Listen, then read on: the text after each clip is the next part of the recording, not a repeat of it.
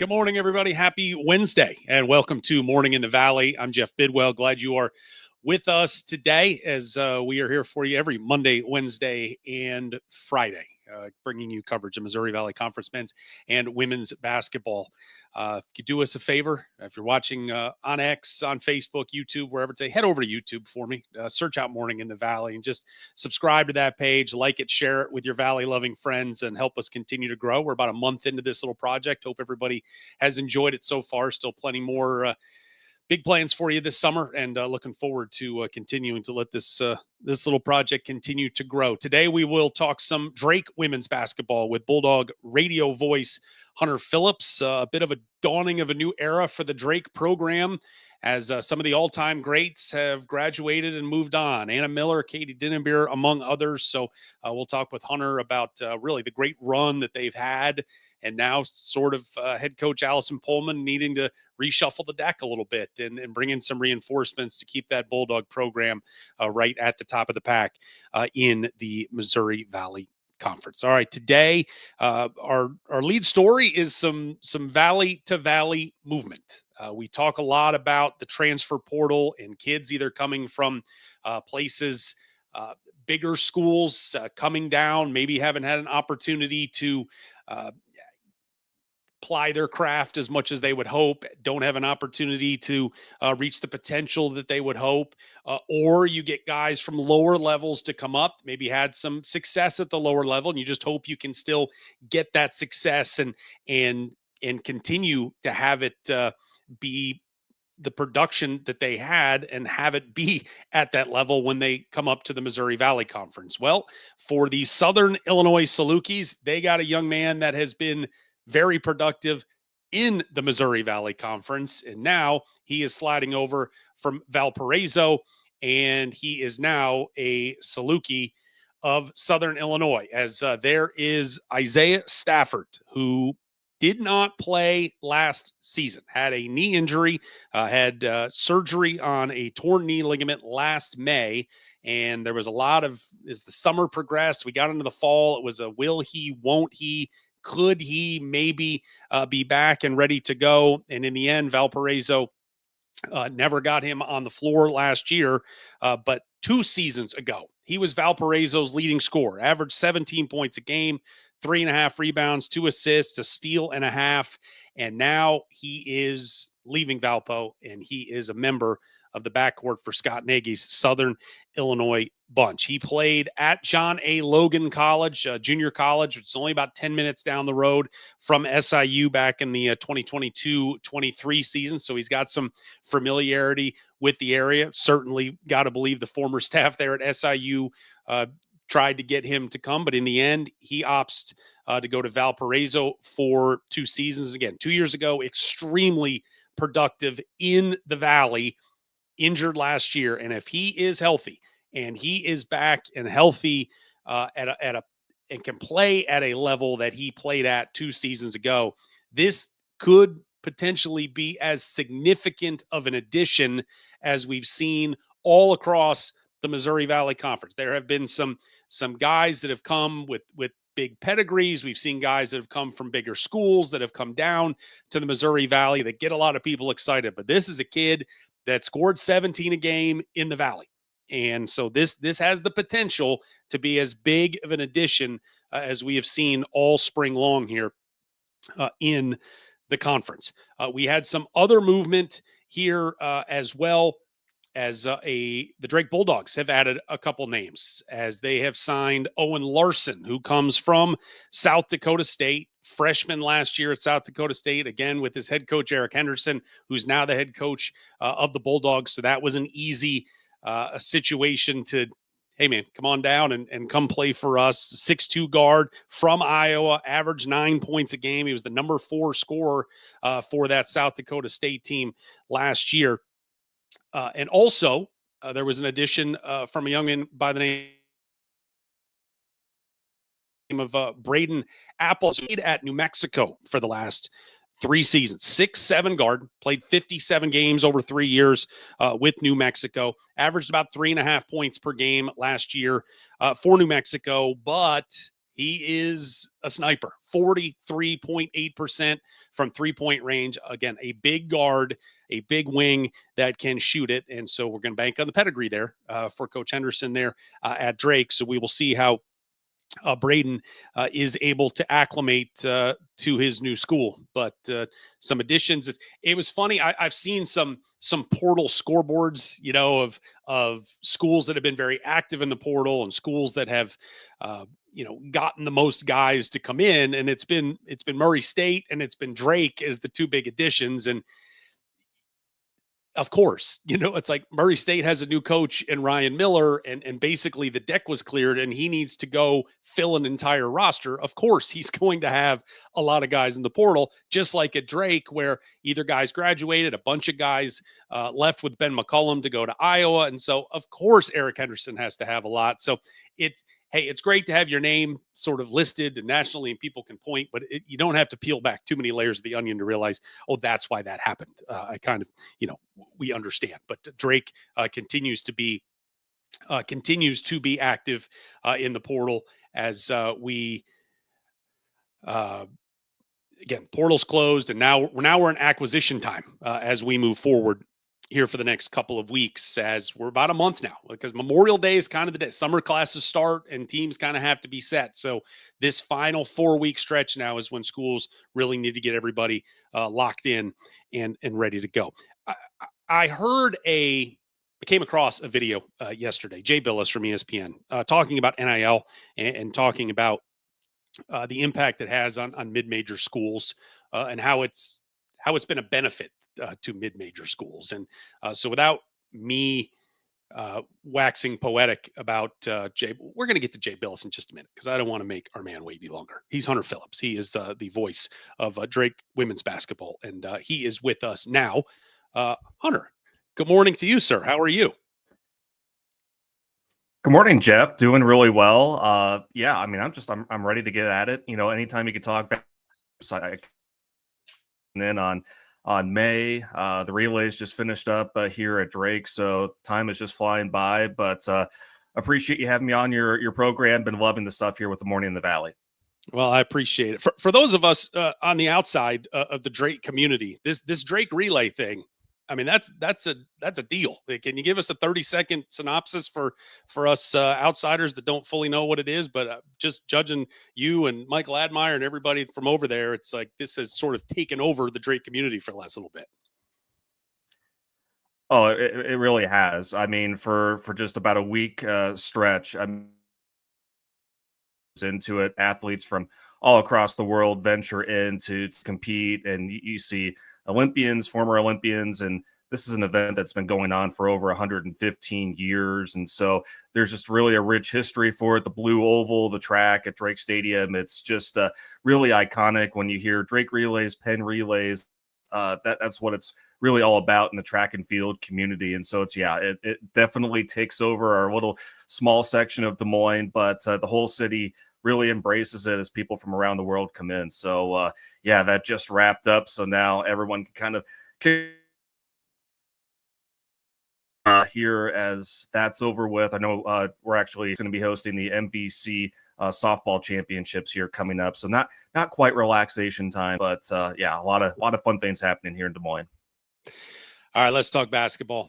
Drake women, it's really been a great decade. 5 NCAA tournament trips in 9 years, but this last 4-year window, really in the last 3 that was so great, 73 and 28 overall, 48 and 12 in the Valley, 2 trips to the NCAA tournament. When you look at that 3-4 year segment, what's your grand takeaway from the Drake program and what they were able to do?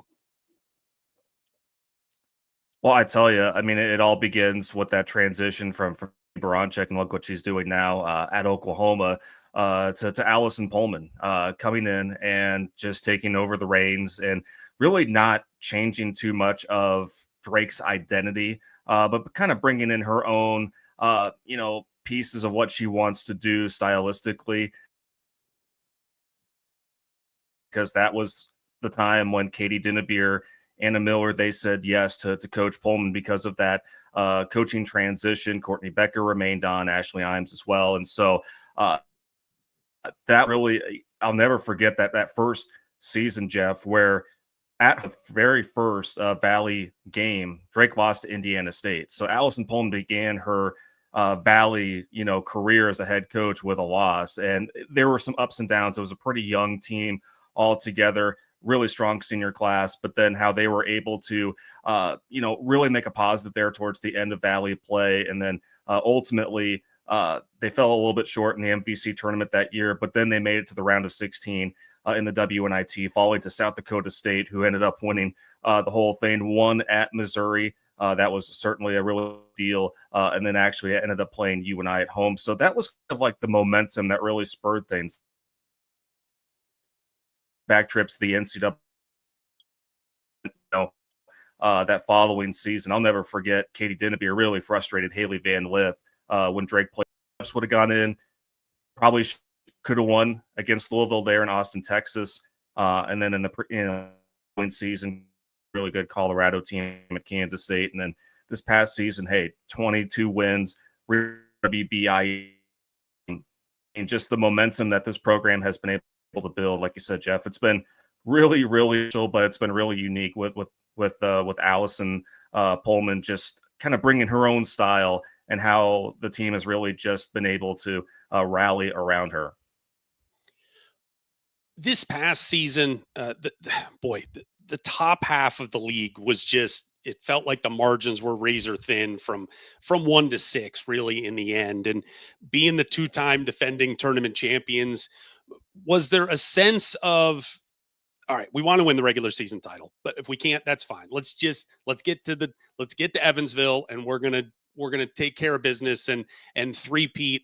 Or with maybe some retrospect, did you see some oil leaking a little bit, that maybe this run was just not destined to continue? Yeah, Jeff, and how the margins were razor thin. I mean, if you think about it, if Drake would have won at least one of their overtime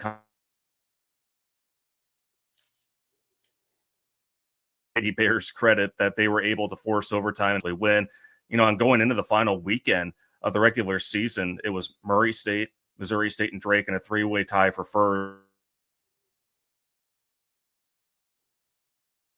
by almost 20 points in the third quarter, but give Valparaiso credit really, really hard there at their building, and ultimately came out top. And so you think about it, you go from potentially could have been a 1-2 seed to then you're the 4 seed. And so, I mean, as great as this team really was this year, I guess you could really at players that came off the bench that could really step up and provide a little bit more consistency. Then, yeah, it was going to be really, really tough for this team to three-peat. As great as Katie Dinnebeer was, and the likes of Anna Miller, Courtney Becker, it was going to take a full cast, and that was what this team had in seasons past. I think we really saw the not having Grace Berg out there because she took just a lot of pressure off the likes of Anna Miller and others. And so then you see a team like Murray State, who, I mean, the greatness that we got to see this year, Jeff, unbelievable. Caitlin Young and Katie Dinnebeer. I mean, we were just so lucky in this day and age to be able to witness, that kind of level of play. But you look at Murray State, everyone on that team has a scoring mentality, and that's, when Drake was at their best, that's what it was. Everyone had that aggressiveness, and it wasn't quite there. And so it was going to take a Herculean effort, I felt like, for this team to be able to win in Evansville. But Murray State, no doubt about it, they were the best team. And I mean, the fans there in Evansville, I mean, it was just it was fantastic. It was a fantastic atmosphere. And yeah, the Racers by far and away, they were the team to beat this year. And it's amazing what Coach Turner has been able to do, just really kind of, transitioning into the Valley, a higher, pace of play, if you will. And man, it's those games where Drake and Murray State, if you like high scoring basketball, those are the ones you want to watch right there. So, but yeah, no, it was going to take quite a special effort and some luck, I feel like, in order for Drake to get the three-peat, and just came up a little bit short.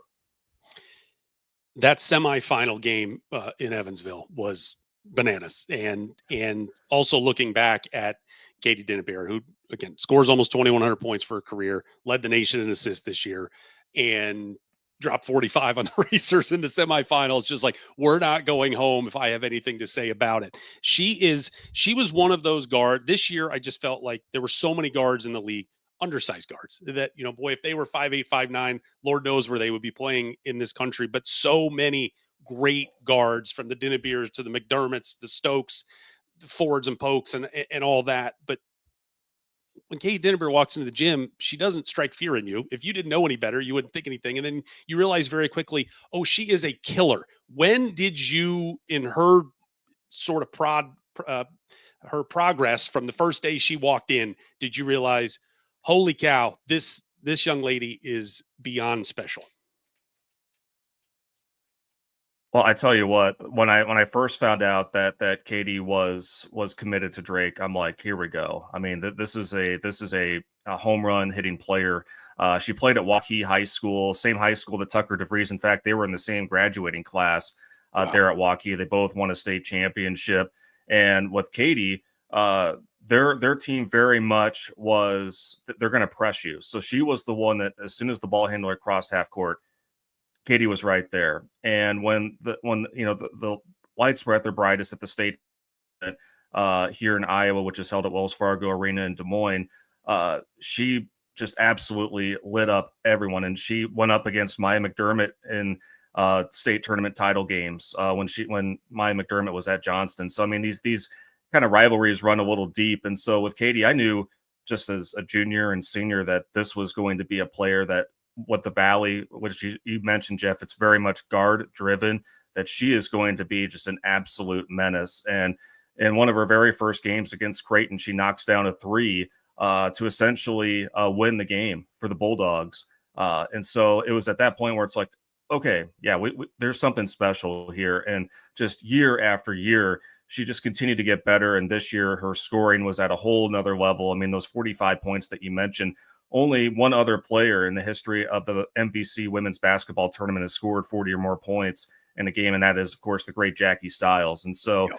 I mean, Katie, she knew when to be the facilitator, right? And she was great. Again, like you said, led the country in assists this year, but she really had to be that big time scorer, maybe more than maybe the liking of the coaching staff. But I mean, she had great games against Iowa State. I mean, whatever the environment was at its its biggest, its brightest, that's where she stood out. But I go back to high school, just continue to have that evolution. She is going to be a special player, but I mean, yeah, she's going to go down as one of the all-time greats in program history. And she's brilliant on top of that, and ends up deciding, Right. passing on a pro career to continue her journey through pharmacy school. Were you surprised in the end that she didn't maybe just push pause? Not that you can push pause. Well, maybe you can push pause on the academics. It's not going anywhere. I want to play until I can't anymore. Or was this always kind of the path for her?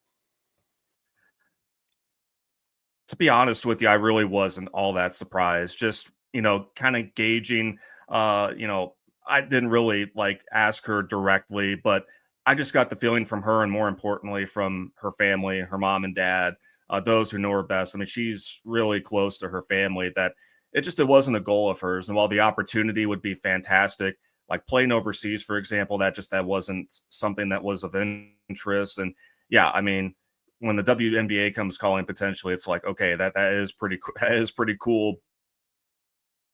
All stems back to her pursuing her degree in pharmacy, and how she can balance all of that along with all these student athletes across the valley and at Drake. It's amazing to me because of the time commitments, and then you throw in the NIL, because Katie had all of those obligations too. So yeah, to me it was academics were the most important thing to her. That was the biggest reason why she chose Drake, along with being close to her family. So it wasn't really that big of a surprise, because she level of interest, that was a goal of hers to play professionally. And so now she's going to go on and be great, in the pharmacy world, no matter, what kind of track she wants to go in. Has one more year of that. So I know she's going to continue to maintain a really close spot with this program. And so just lucky to have her still around here for another year. And yeah, I know that professional for sure. But at the end of the day, I think she's just really went with basketball journey where it took her and how much it gave her, and she's ready to jump into this new.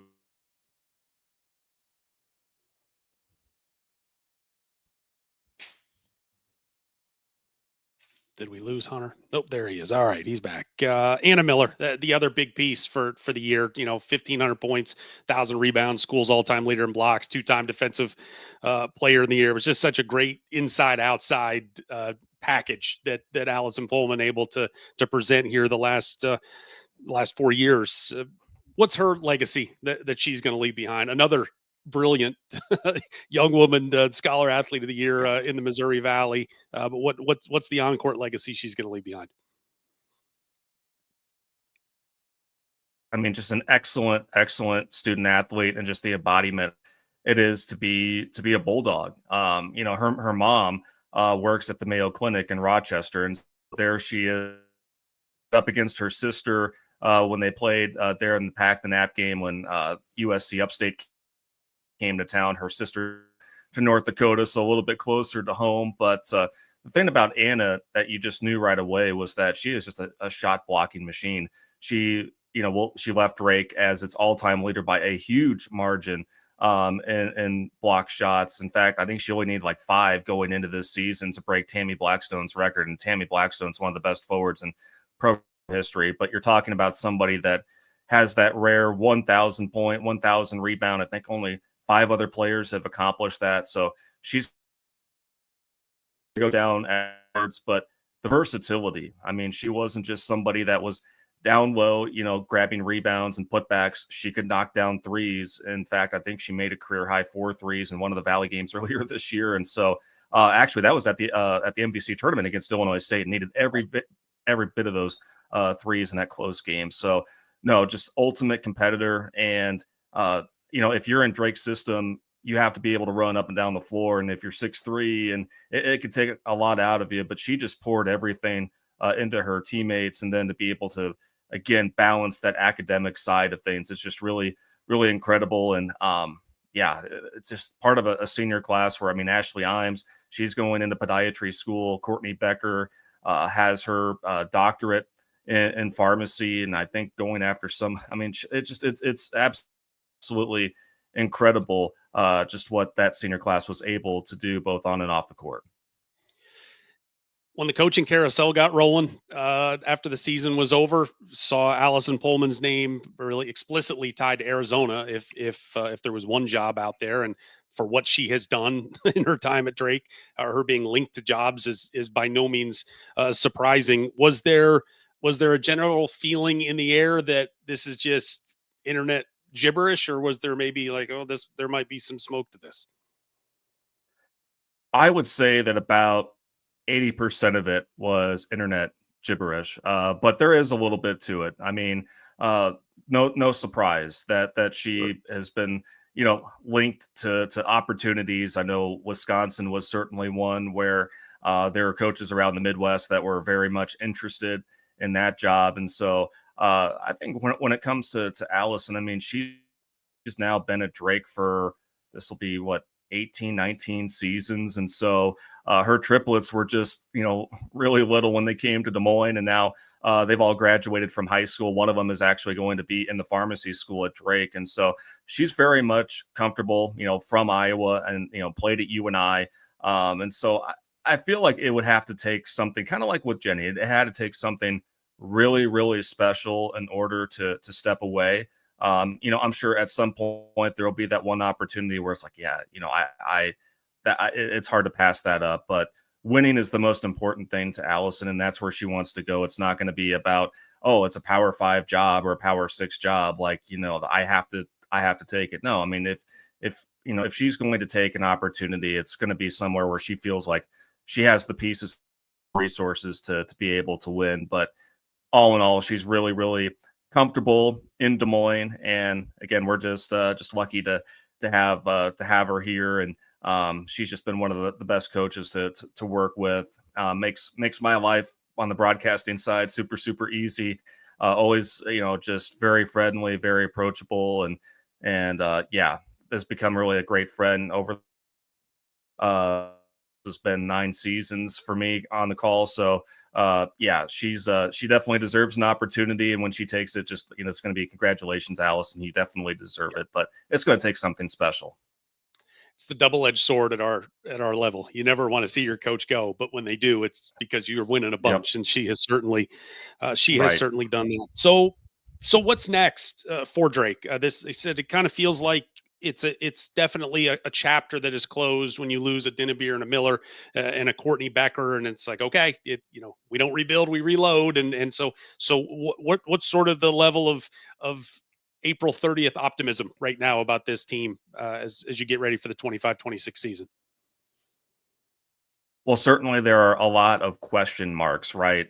Just because you lose the majority of your scoring and rebounding and just overall experience. But I'd say what really, I guess, is the exciting element here, Jeff, is the opportunity. I think that's what this season will represent: opportunity for players, no matter if they're seniors or if they're incoming freshmen.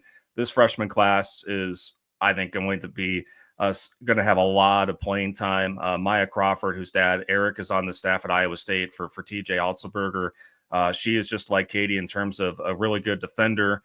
Quinn Weiss is a really good forward. Miley Monahan, her older sister Maddie, played at Drake, great point guard, and then Anna Becker coming in from Kansas. So this is going to be a younger team, and so there's going to be those speed bumps along the way, but very much there's going to be opportunities. I love the addition of Lexi Carlson from Northern Illinois. You talk about an absolute sharpshooter, 42% from long range, made 65 threes, averaged about 30 minutes as a freshman. She played for her mom, who was the head coach there at NIU, and just resigned after 10 seasons. And so she will bring in, a lot of experience just after 1 year to a backcourt that will really need it. But I think that this season represents a lot of opportunity, a lot of growth. And so while, yes, there are the uncertainties, there are the unknowns, and in terms of optimism, it's like, not quite sure. I mean, to me, I think it's really exciting to see this offseason, how it's going to shake out. Maybe there'll be another addition in the portal. We'll find out. Not sure. But either way, the pieces are there for what's going to be the youngest team that Drake has courted in probably over 10 years easily.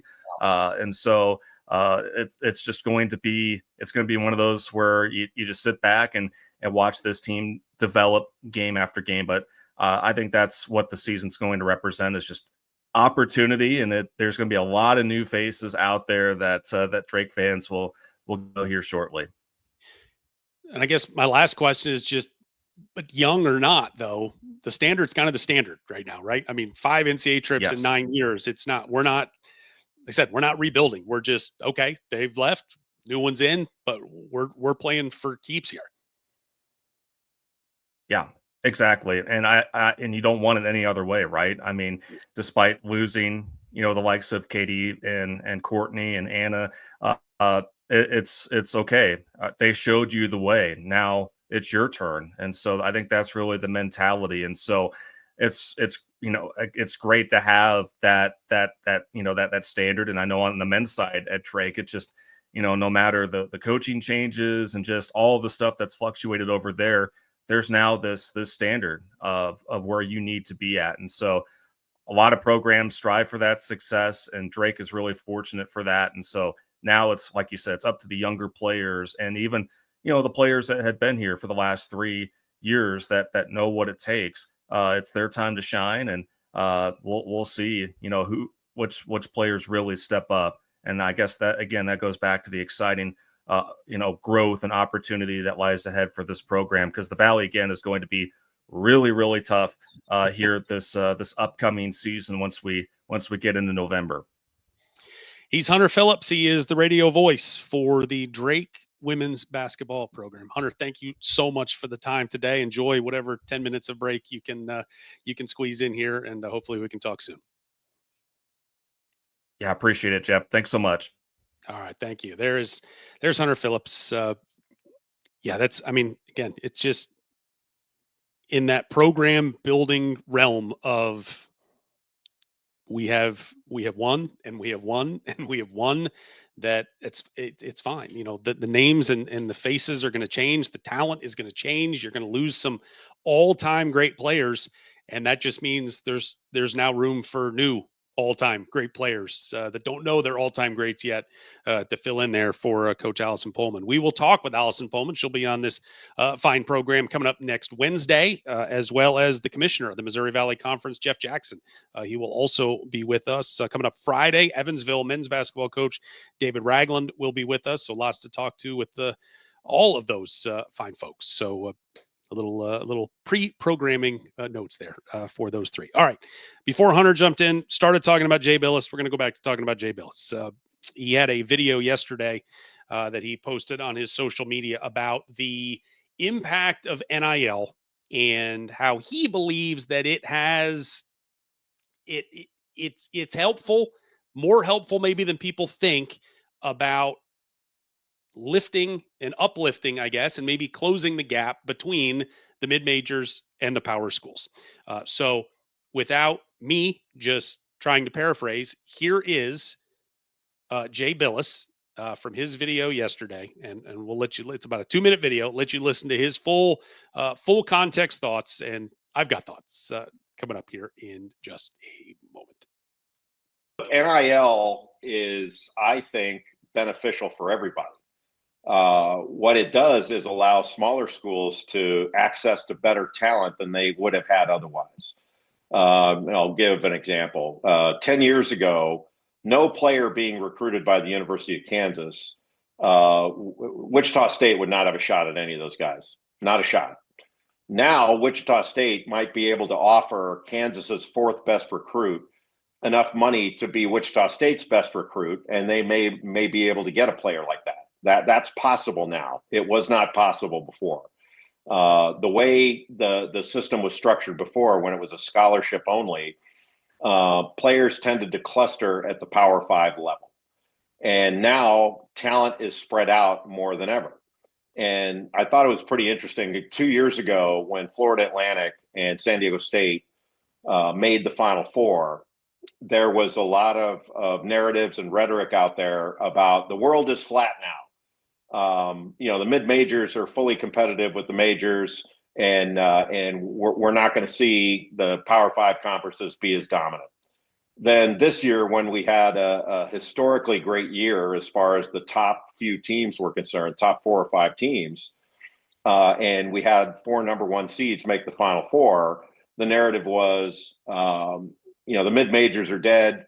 The power conferences are going to dominate everything. The NCAA tournament's going to hell. There's no more Cinderella, and ratings were the highest they've been since 1993. So how is one to process all that? One, I would say one data point does not make a trend. 2 years ago and this year were just 1 year individually. And yet in those 2 years individually, we had vastly different takes on those years. Cinderella's not dead. We're still going to see upsets in the NCAA tournament. We saw some this year, maybe not as many as we had last year, but we saw some this year. I think NIL actually helps. So that was Jay Billis. So my thoughts, there's a lot going on in there. And I think in the end, there's a lot of buts with some stuff that he said. Do mid-majors now have access to the 4th best player at Kansas? Yeah, they have access to them. Are they getting them? No. I mean, that's not happening on any sort of scale. It's just not. This is the time of year where you are, and I think there's 2 ways to look at it. Either A, you're getting the recruits that are coming out of high school. Then you are getting the kids that have been at the Power 4 schools, and then you're going to try to bring them in, recruit them in as freshman, sophomore, junior, whatever, to your mid-major school. As a point of reference, the number 4 scorer at Kansas this year, I just went through a couple top schools in the Big 12. Kansas's number 4 scorer averaged 9.2 points per game this year. Houston's number 4 scorer averaged 10.6. Texas Tech's number 4 scorer averaged 10.6. So you're basically like 10 points a game from a Power 4 school. His theory and thesis if I'm saying what he said, is that schools, and he said Wichita State, Wichita's in the American. The American is a one bid league. So, where the American and the Missouri Valley may pair up, they're both top 10 leagues, but they're both one bid leagues right now. So maybe not apples to apples, but it's close enough. There is no 10-point a game scorer from a Power 4 league that is coming to the Missouri Valley Conference. It's not happening. It's not happening. There are without fail at this point, if you're getting kids from Power 4 leagues, they are basically 1 point a game guys. Maybe 2 if you're feeling froggy. I mean, and without going through every roster. Northern Iowa got a commitment from Ishmael Doof, who played at NC State. He averaged 2.2 points a game. I think he was the 11th scorer. You had, and we'll talk a little bit later, Marlon Barnes from Pittsburgh out of the ACC, who signed with Evansville, I believe. And I've got all this stuff written down and can't seem to find it. Marlon Barnes has signed, and he averaged like 0.3. Like it doesn't happen. And even when you get guys from schools like a biggie like Murray State, just ripping off, everybody from Murray State and all the guys that Ryan Miller's pulled out of the portal. KJ Tenner, who was at West Virginia, another Big 12 school, he's coming in 2.2 points a game. JJ Trainer from DePaul out of the Big East, 5.5 points. That's like as big of a from an upper level coming down. That's what you've got. So to just say and believe that a 10-point a game scorer, a kid that whether they have scored 10 or they have the potential to score the 10, I just don't see that right now. I just don't. The schools in the Missouri Valley are having to go and get guys on pedigree, but not get guys on results.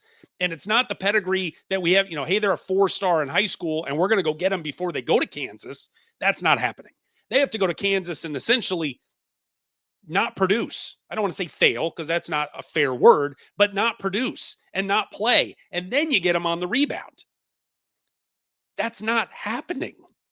It's not happening where you're getting a guy that averages 10 points a game. I think that what you have seen, I think he is spot on that this is still too early to tell. It's too early to get upset about stuff. 2 years ago, you had San Diego State and Florida Atlantic. This year, it was number ones across the board and no upsets, and everybody boo-hooed about it. And I understand that. For good reason, we all boo-hooed about it. But what you have is we need a little more time to kind of figure this out. But I think what also is happening and is going to happen within the next 2 months, if everything gets finalized, is you're going to have that house settlement. And then you're going to get revenue sharing. And now stuff's going to go off. Now the money is going nuts. There have been you have $10 million teams right now in college basketball. $10 million. We don't know for sure, but I feel good from all the conversations I've had with people that would know better. We didn't have any $1 million teams in the Missouri Valley Conference this past season. Just didn't. Are we going to this year? Yes. Are we going to have any $2 million teams? I'm going to be hard pressed to get to that number. But you've got teams with $10 million. That is a that is a chasm that you have to try to compete against. And now, especially when you're going from 13 scholarships to 15 scholarships, there's more room to stockpile this talent. Now, again, are you going to get them coming out of high school? No, because they're going to go get paid. Then they aren't going to play. They aren't going to produce. And yes, maybe you can get them back on the flip side. Maybe this, I feel like we're splitting hairs on some level, but I just don't find it to be reality at this point that guys that are the number 4 scorer at a Kansas is going to step down, especially when those guys are going to be commanding and getting Your numbers that are close. I don't think I'm losing my mind here thinking they're going to be getting at least $500,000 a year or close to 7 figures a year. I don't think that's nuts.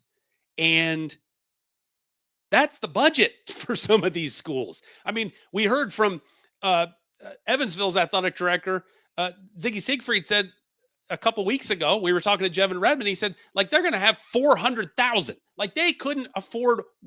They'd have to go so far down the board on Kansas just to afford. Now, that's not every school in the league, but it's not reality. It's just not.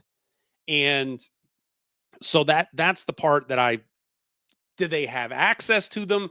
Yes. Can they actually pull them?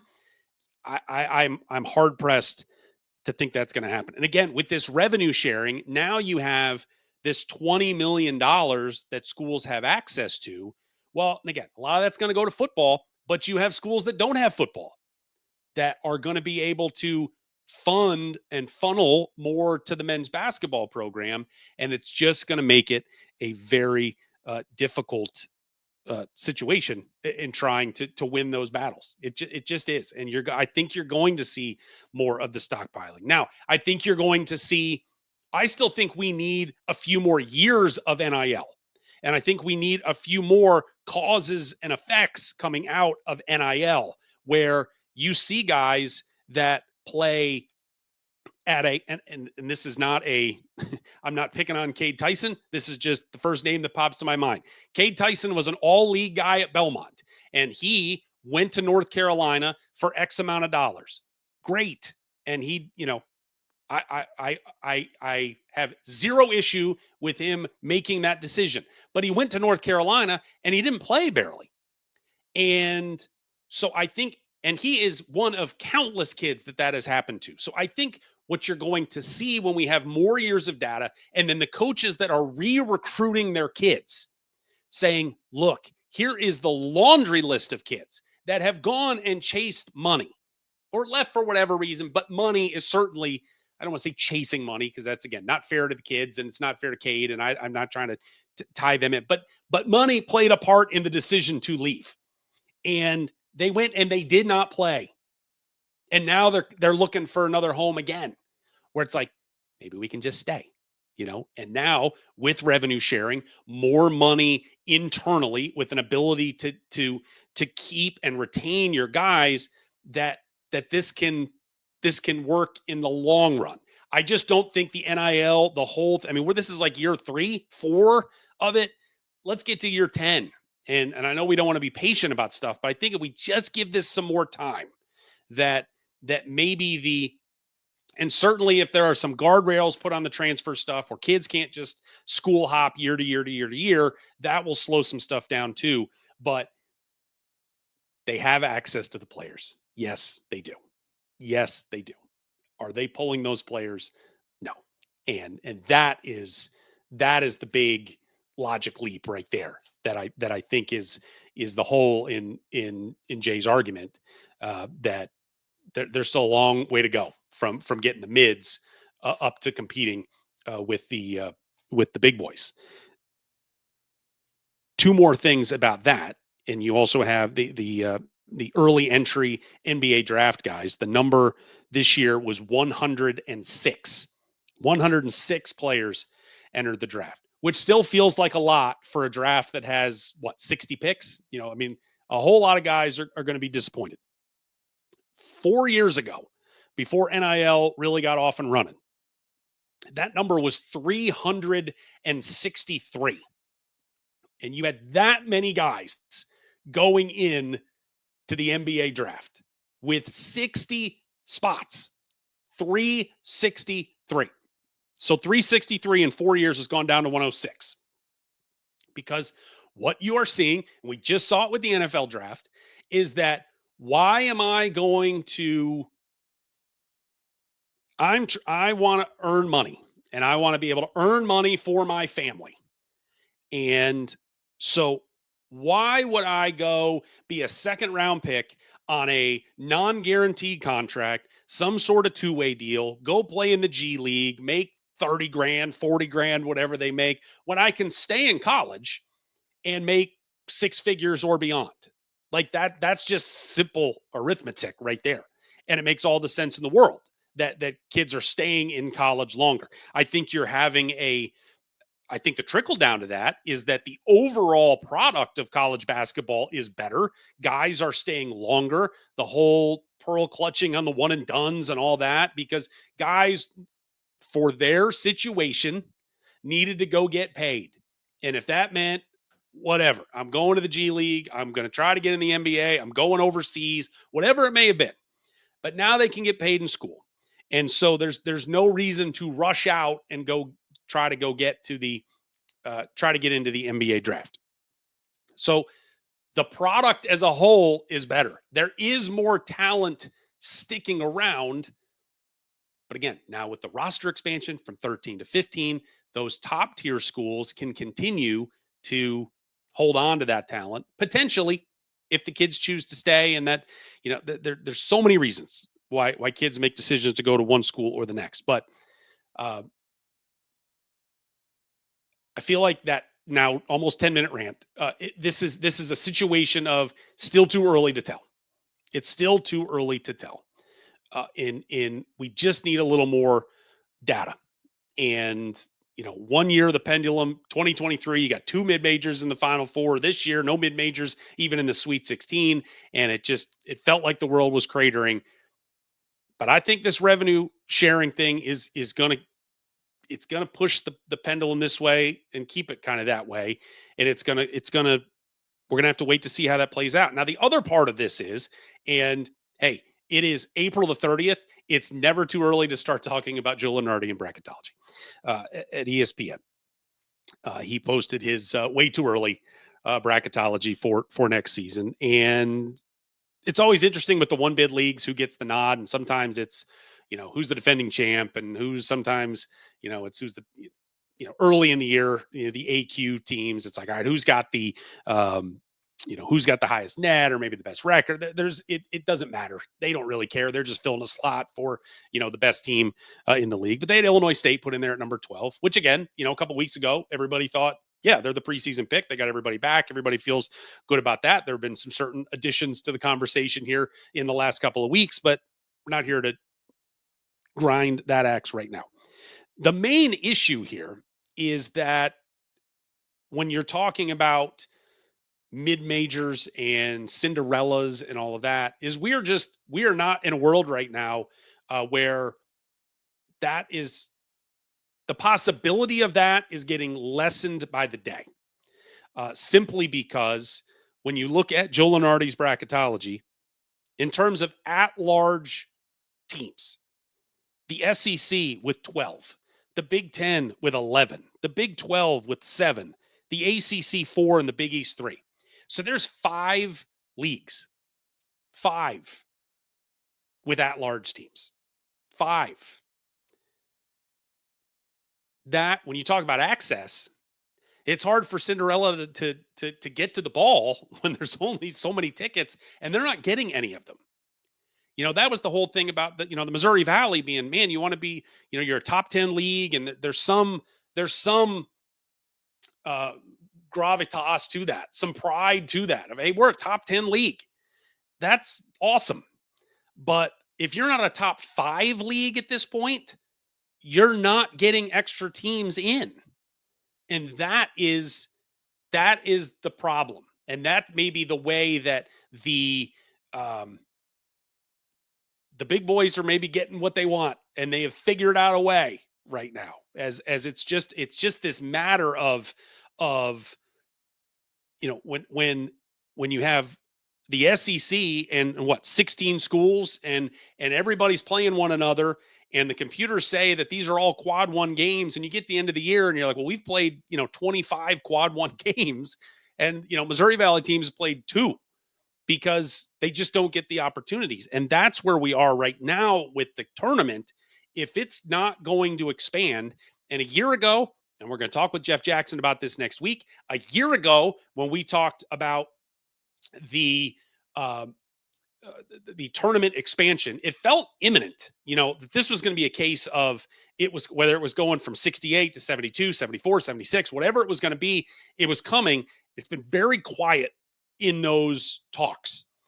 Now, to think that, let's just say 76, because that feels like the number that was thrown out the most often. If it gets to 76, don't fool yourself for any amount of time that those 8 spots are going to mid majors. But in the end, it's like, all right, did we get 2 of them? Did we get 2? Is that enough to be able to just spread the wealth a little bit and provide some more opportunities? It will just be increasingly difficult. As we talked the other day with Casey Alexander, these multi-team events, these Thanksgiving week tournaments where teams were able to get in forever, and that was your shot to get your chance to play a big boy on a neutral site, and you had an opportunity to get some wins. And big boys don't want to play those games anymore, and they're not going.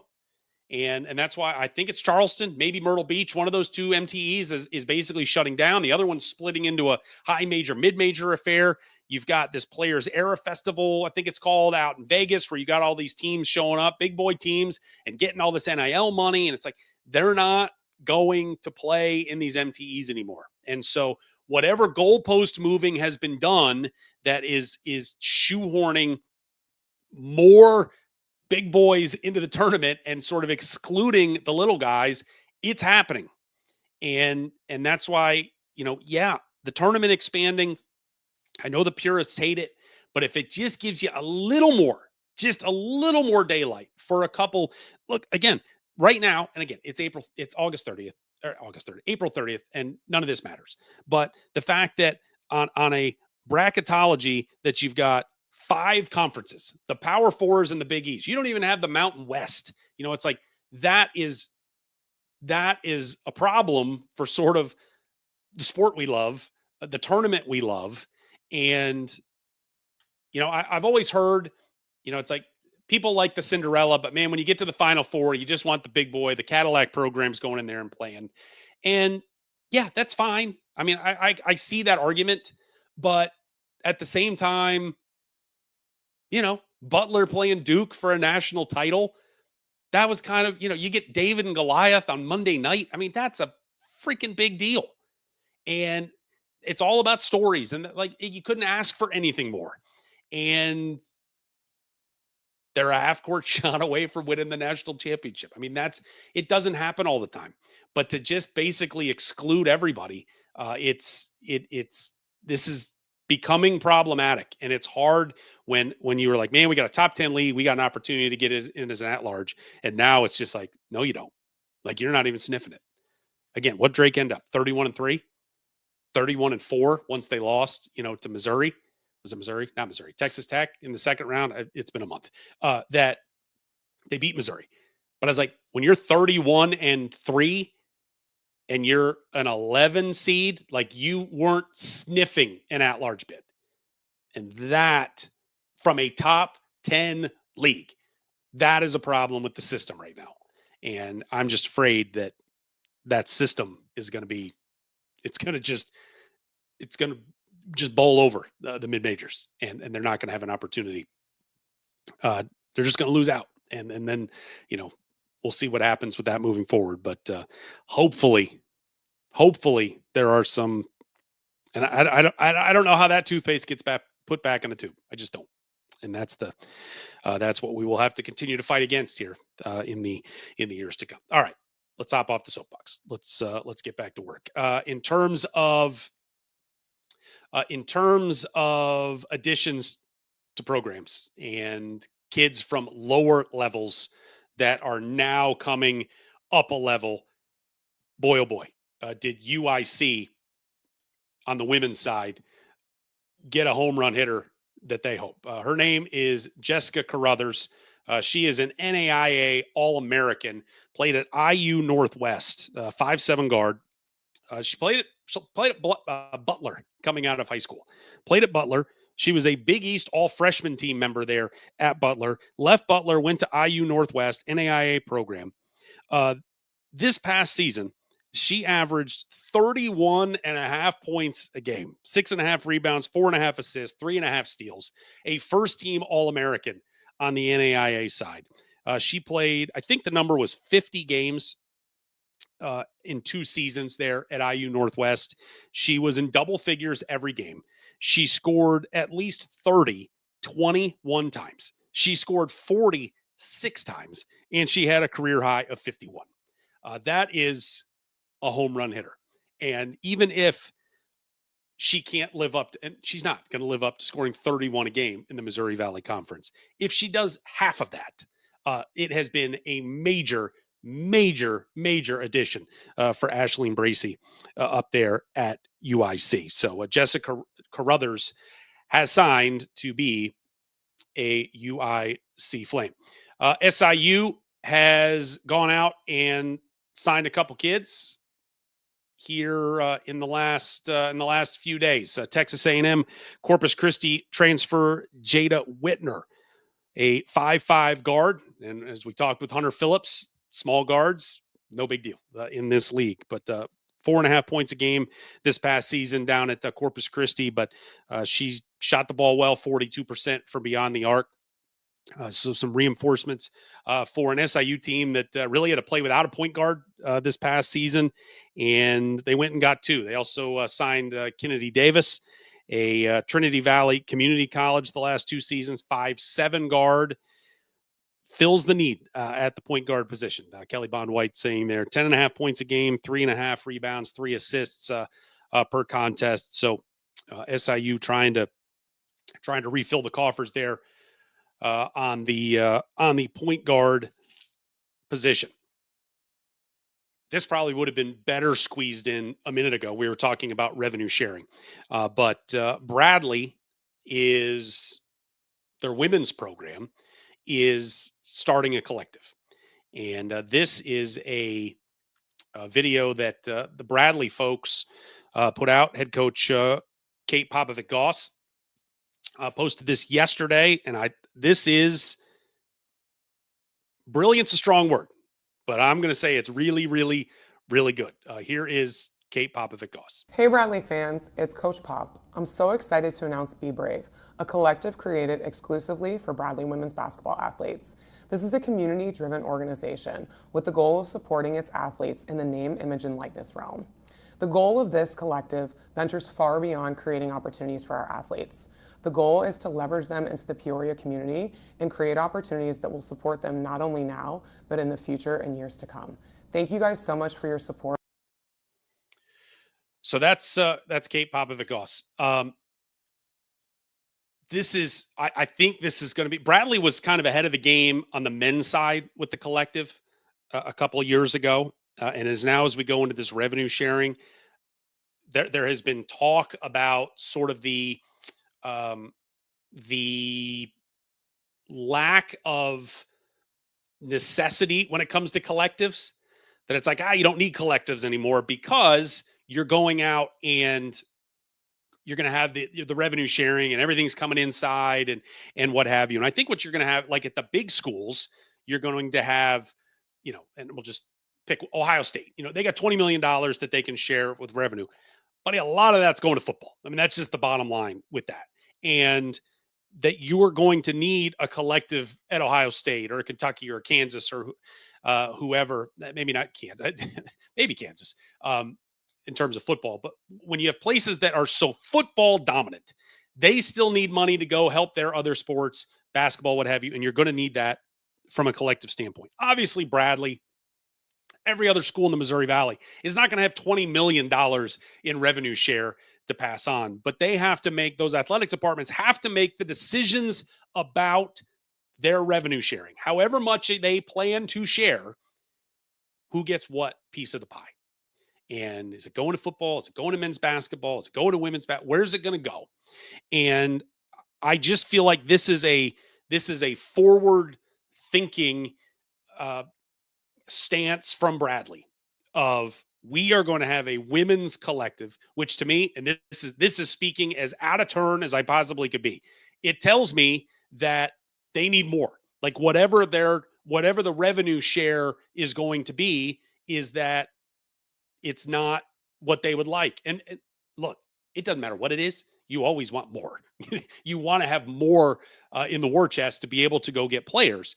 But it focuses it now on, this is I think the collective, sort of the air around the collectives now, and how much of it was focused on men's basketball, focused on football. Well, that focus is going to kind of diminish a little bit because those guys are all moving in-house now with the revenue sharing, that you can focus on your women's basketball or whatever sport that you may want to throw the weight of the collective behind.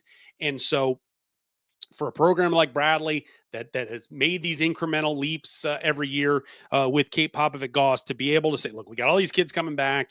They're familiar in the community. Let's get them out in the community more. Let's have some sort of financial commitment to them. They can get out in the community. They can build these relationships with business leaders that can help them when they're done with Bradley. But those relationships can help those businesses today and work that and be able to help fund the student athletes there at these schools. And I think it's great. And I think you're going to see more of that from schools around the conference. Like I said, Bradley was one of the first. Well, everybody was kind of trying to figure everything out 3 years ago. Bradley was the first one through the forest, trying to clear the path of how do we make this work? How do we raise money? And now they've shifted that to the women's side. So that's I think it's a brilliant move by the Bradley Brain Trust up there to try to throw that collective behind the women's basketball program. Okay. We've got a couple more commitments and signings to get to here. Indiana State head coach Mark Mitchell. Everybody went in the portal at the end of the season. Everybody went in the portal, and he is reloading as he has signed.